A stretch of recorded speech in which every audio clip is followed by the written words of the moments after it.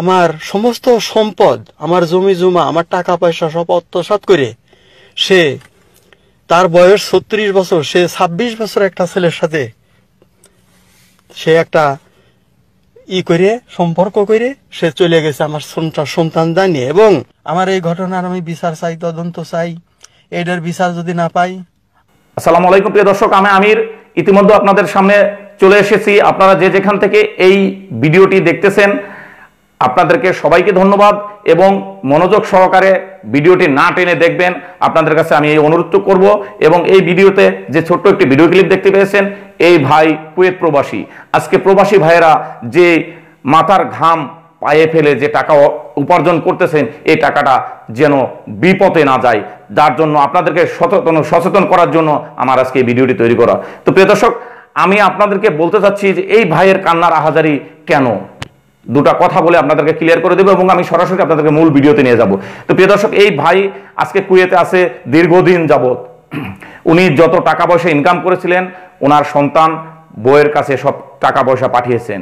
আজকে ওনার বউ দেখেন পরকীয়া প্রেমের পরে আজকে সেই সন্তান সহ টাকা পয়সা যা ইনকাম করেছিল সব নিয়ে আজকে লাপাত্তা। এখন ভাই আজকে ভিডিওতে এসে হাউমাউ করে কান্না করতেছে যে আমার জীবনে কি হলো, আমি যত টাকা পয়সা ইনকাম করেছি সব আমার বউকে দিয়েছি, আমি আমার বউ যেন শান্তিতে থাকে, আমার সন্তান যেন ভালো থাকে। আমার জীবনে আমি যত কষ্ট করেছি, কষ্ট আমার কোনো কষ্টই মনে হবে না যদি আমার সন্তান এবং ওয়াইফ যদি ভালো থাকে।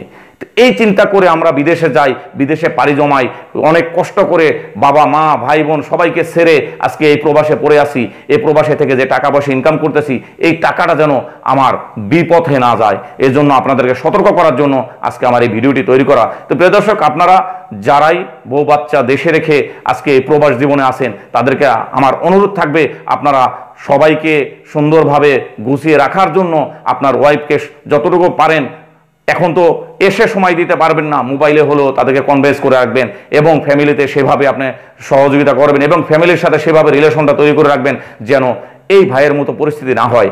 আজকে দেখেন এই ভাই আমার আজকে বলতেছে যে আমি এই জীবন আর রাখবো না, অলরেডি সে চিরনিদ্রায় শুয়েছে।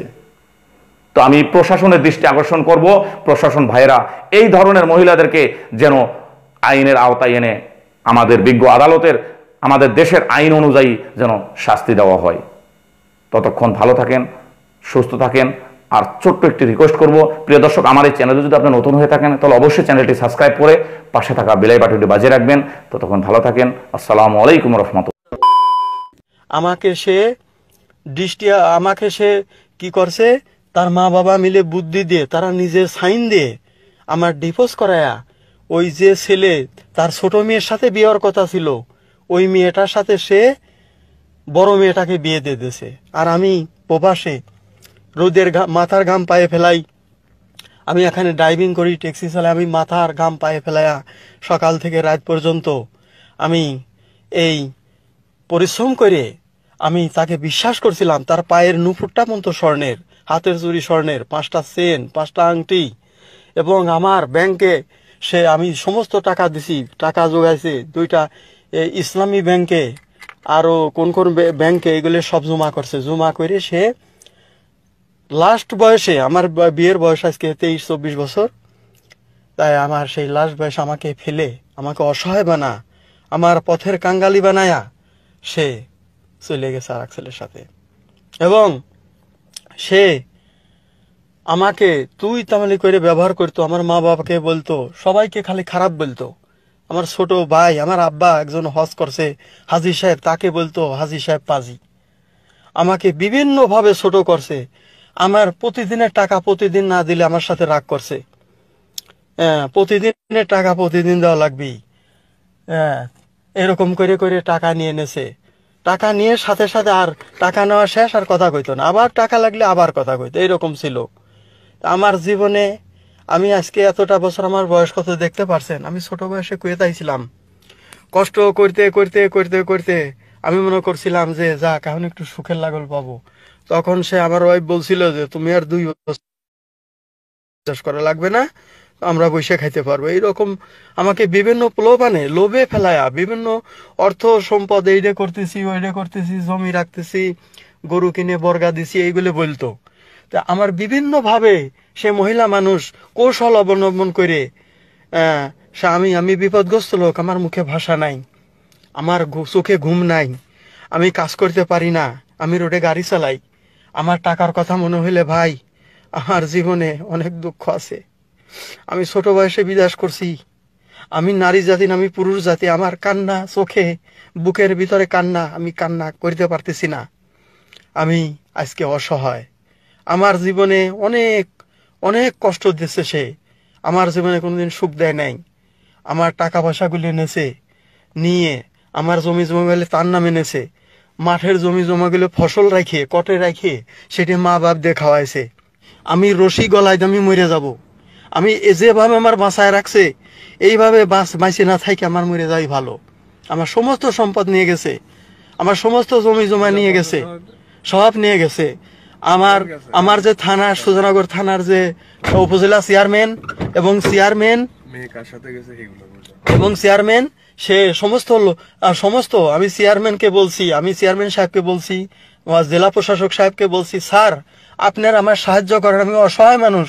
তারা বলছে যে ওরা আমার কিছু করতে পারবে না, ও ঘরের লোকবল নাই, ওদের কোনো লোকজন নাই, অনেক কিছু ডর ভয় দেখাইছে।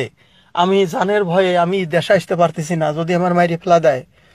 আমি যে দেশে এসে এইটার তদবির করবো আমি পারতেছি না, তারা যদি লোক লাগা আমার মাইরে ফেলা দেয় তাহলে আমার কি হবি।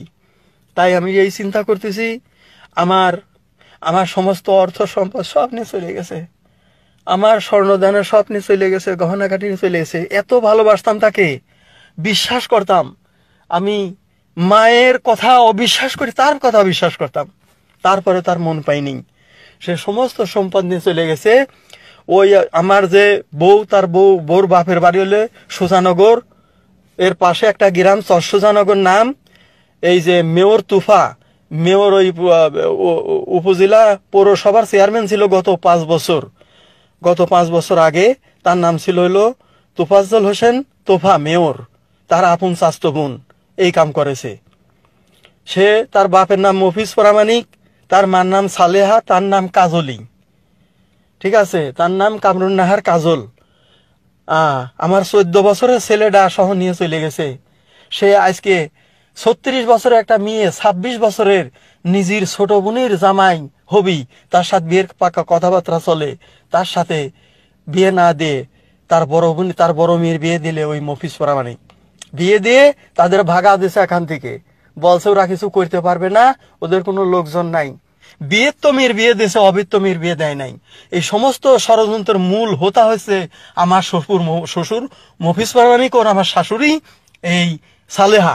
ইরা যায়া, আমি কুয়েত আছি, আমি মরে যাইনি, আমি বাইসে আছি, আমি কাজ করি, আমি দুইটা গাড়ি চালাই, আমার মালিকের গাড়ি আর একটা গাড়ি চালাই, আমি তো মরে যাইনি।